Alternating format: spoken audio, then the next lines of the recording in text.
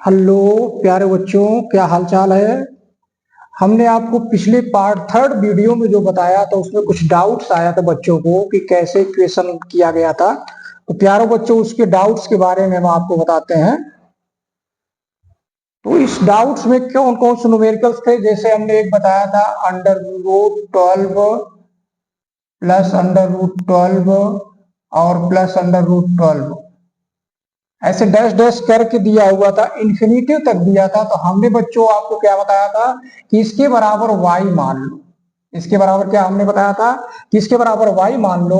अब इसको जो y मान लेते तो कैसे, हमने डायरेक्ट समीकरण लिख दिया था, उसमें आपको संदेह हुआ तो आपने जो कमेंट किया, तो इसके लिए हम आपको इस पार्ट में उसका डिफरेंस हम वर्ग कर देते हैं। लिखेंगे वर्ग करने पर, जब वर्ग करेंगे तो वर्ग करने पर क्या प्राप्त होगा, इधर से रूट हट जाएगा तो जाएगा 12 plus y equal to y square. तो प्यारो बच्चों, ये हमने डायरेक्ट इसको लिख दिया था। अब इसको हम उधर पक्षांतर कर देते हैं तो हो जाएगा y square minus y minus 12 equal to 0। तो प्यारो बच्चों, ये इक्वेशन कहां से आया, इस तरह इक्वेशन हम बना लेंगे। हमने आपको भाग 3 में, जो वर्गमूल की भाग 3 में आपको बताया, तो यहां से इस तरह भी निकालेंगे, जिसको हमने इस विधि को ना बताकर आपको हमने बताया कि इस टाइप में हो तो ऐसे समीकरण बना सकते हैं। अब इसको हम द्विघात विधि से लगा सकते हैं।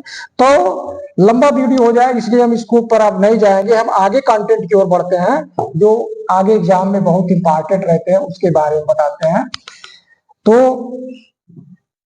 अब हम आगे देखेंगे कि जैसे अभी तक हमने आपको वर्गमूल में क्या क्या बताया कि जोड़ने घटाने पर क्या जोड़े या क्या घटाए तो पूर्ण वर्ग बन जाए। आज हम आपको ये देखेंगे कि किसी संख्या में कितने से गुणा करें। जैसे कहा जाए कि 675 दिया, 75 में कितना गुणा करें जाए, वर्ग 675 में कितने का गुणा करें, कितने का गुणा करें, गुणा करें कि वर्ग हो, वर्ग। ऐसे सवालों के लिए हम क्या करेंगे, पहले इसका हम पूरा गुणनखंड बना लेते हैं। तो 675 को काटिए, गुणनखंड बनाइए। पहले देखिए 5 से काटिए, कितना होगा 5, 5 1 जो 5 25। क्लियर हो गया इतना।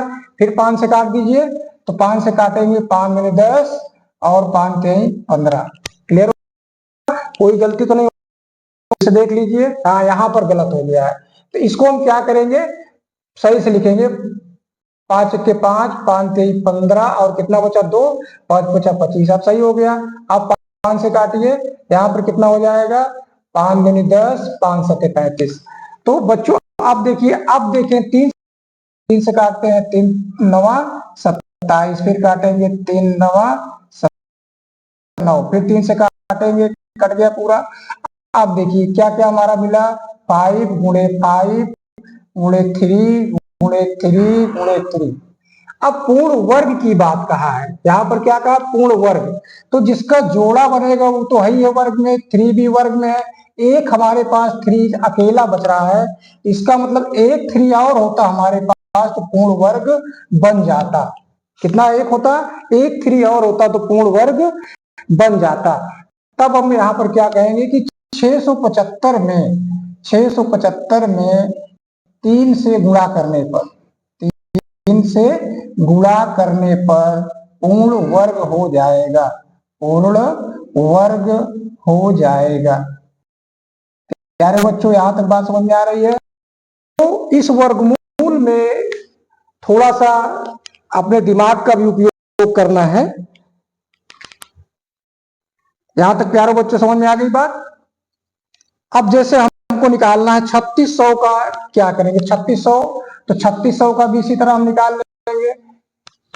3600 में अब यहां पर वर्ग ना कह के ये पूछ लिया कि घन बन जाए। 3600 में कितना गुणा करें, कितना गुणा करें, कितना गुणा करें कि पूर्ण घन बन जाए। यहां पर बच्चों घन की बात कहा है, घन बन जाए। क्लियर हो रही बात। अब इसका भी गुणनखंड हम बनाते हैं, 3600 का गुणनखंड बनाइए। देखिए पहले 2 से काटिए सबसे छोटी संख्या, 2 एक के 2, फिर इसको काटिए, 2 अठे 16, 0 0, फिर 2 से काटिए, 2 9 18, फिर 0 0, फिर 2 से काटिए, फिर आ गया 2 चौका 8, 2 पंचे 10, इतना आ गया, 4 50, फिर काटिए, 2 दूनी 4, इसके बाद 2 दूनी 4, 5 आ गया, अब 5 से काट दीजिए, 5 चौक 20, 5 पचा 25, इसके बाद फिर काटिए, 5 से काटोगे, 5 9 45, फिर काटोगे 3 और फिर 3 आ गया, फिर काटेंगे 3, पूरा कट गया। अब यहाँ पर घन की बात किया, घन का मतलब 3 3 जोड़ा। अब देखिए हमारे पर क्या क्या प्राप्त हुआ गुणनखंड में, 2 गुणे 2 गुणे 2 गुणे 2 गुणे 5 गुणे 5 गुणे 3 गुणे 3। तो प्यारे बच्चों देखिए घन की जब बात किया है तो यहाँ पर हम देखेंगे 3 हमारा जो एक घन बन गया हमारा, 3 का मतलब एक घन। अब हमारे पास कमी क्या क्या हो रही है, कमी हमारे पास क्या क्या हो रही है, अभी हमको 2 1 है, तो अभी अब 2 2 और गुणा करना पड़ेगा, ये इतना हो जाएगा। तो कहने का मतलब 1 2 है तो 3 प्राप्त करने के लिए हमको 2 और गुणा करना पड़ेगा, तो इसको हम हटा देते हैं, ये वाला 2 है इसको हमने हटा दिया, यदि 2 का गुणा में एक 5 कम पड़ रहा है, एक 5 हम लिख लेंगे, 3 में एक 3 कम पड़ रहा है, एक 3 कर लेंगे, कर लीजिए, 2 2 4 5 20, 20 3 60। तो यहाँ पर प्यारे बच्चों 60 से अगर हम गुणा कर दे तो ये संख्या पूर्ण घन बन जाएगी। क्लियर हो रही बात। तो इस तरह के सवालों में पहले हम जो है गुणनखंड करके जो जो कमी हो रही है इसमें लिखेंगे हम 60 से गुणा करने पर पूर्ण घन हो जाएगा, करने पर पूर्ण घन हो जाएगा। इतनी बात सबको समझ में आ रही है बच्चों। अब हमारा न्यूमेरिकल्स जो आंकिक क्वेश्चंस के थे यहीं पे समाप्त करते, इसके बाद थोड़ा सा हम समीकरण की ओर बढ़ते हैं। जैसे मान लीजिए हमारे पास इस में वर्गमूल में हमको लगाने के लिए कुछ जटिल जो सवाल है उसमें कुछ समीकरण की बात करेंगे। जैसे a माइनस बी का गुणा a प्लस बी का जब हम देखते हैं, हमारा सूत्र है, इसको कहा जाता है a square minus b square, यानी a minus b a plus b का गुणा करेंगे तो आएगा a square plus b square. Clear हो रही बात। यानी अगर माइनस प्लस का हम गुणा कर देंगे तो वर्गों का अंतर आ जाता है। इतनी बात सबको समझ में आ रही है। अगर एग्जाम में ऐसे सवाल पूछ ले कि √3 प्लस 1 अपान √3 माइनस 1 का मान प्राप्त करें, सरल कीजिए इसका मान प्राप्त करें, इस तरह के वर्गमूल निकालने में बहुत दिक्कत हो जाएगी। तब हम क्या करेंगे, अब हम जानते हैं कि ये हमारा फार्मूला है, अगर प्लस माइनस कर दे तो वर्ग हो जाएगा। तब हम ऊपर नीचे क्या करते हैं, √3 और प्लस 1 से गुणा करते हैं, जो चीज यहां गुणा की है वही चीज ऊपर गुणा कर देते हैं, इस तरह। क्लियर हो रही प्यारे बच्चों।